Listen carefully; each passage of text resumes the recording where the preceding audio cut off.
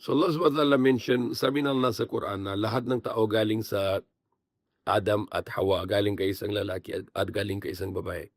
Yung unang tao na Adam at yung asawa niya iba. So lahat ng tao dapat freedom, kalayaan. Hindi pwede na isang tao nang gagawin na alipin sa isang tao. Ito ng karapatan ng bawat isang tao na dapat lahat sila may kalayaan. Hindi pwede na isang tao ng gagawin na ibang tao na alipin niya. Hindi yan ng utos ng Diyos ng gagawin na alipin na isang tao. Dapat lahat ng tao may kalayaan. So ganun din na yun, claim na mga tao sa mundo na yun na sila ng kalayaan. But kung tingnan natin, hindi tunay na kalayaan. Marami tao ng alipin ng pera, alipin ng sarili nila, alipin ng masama ugali nila, mga bisyo, alipin lang sila bisyo, at alipin ng iba-ibang bagay. Ito yung topic ko na yun dahil sa bukas ng claim sa Pilipinas ng kalayaan. Kalayaan yung sa independence or freedom. Kalayaan galing sa Spanish, kalayaan galing sa Japanese, at kalayaan galing sa American. Dati yung may sakop American, yung Japanese, at yung una, yung Spanish ng sakop dito sa bansa na ito. So na yung tanong ko lang, isa lang tanong. Kung kalayaan talaga na June 12 na yung celebration, bakit nandyan pa rin yung pangalan ng Spain, King of Spain? Yung hari ng Spanish, yung Espanyol, hari ng Kastila. Kung mag-research ka na yun sa Google, tingnan mo, sino yung king ng Spain na yun? Sino yung hari ng Spain na yun na oras na yun, ito na panahon na yun? Kung research ninyo doon sa internet, yung king ng Spain na yon, King Philip number 6.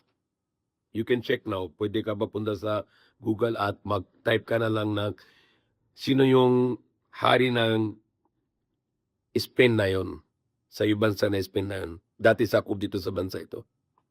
Nang dapat pangalan Marlica.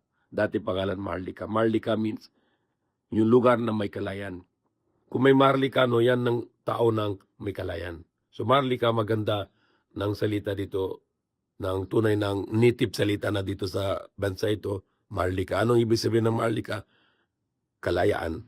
Tunay na kalayaan. Hindi sakop ng tao. Ibang tao. Tunay na kalayaan. Yun ang sabihin ng Marlica.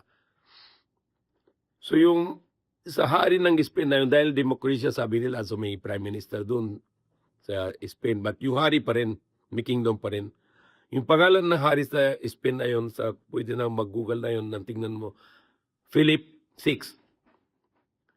So yung panahon ng yung sakop dito sa bansa ito, dati pangalan Marlica, yung pangalan noon ng hari ng King Philip number 2. King Philip II. Na yung King Philip VI sa Spain. So may iba-ibang king. Katulad yung una, yung papunta dito sa Magellan, noon yung hari na yun, Charles, Carlos, or Charles, Carlos siguro, Carlos una. So then yung Philip II is yun ng hari ng sakop dito sa bansa ito, Luzon, Visayas, Mindanao.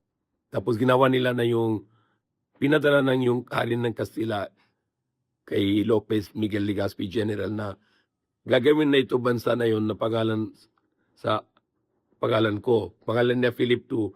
So ginawa niya pangalan ng mundo ito, na bansa ito, Las Islas Filipinas. The island subjugated by King Philip. Yung island sakop ng King Philip. So yan ang mali. Kaya yung si President Marcos Sr., gusto niya gagawin ng pangalan ng Filipinas Marlica para tanggal yung pangalan ng Philip. Hanggang na yun yung pangalan ng Spain na yung hari ng Spain sa Spain na yun, King Philip. The king of the Spain today, his name is King Philip VI.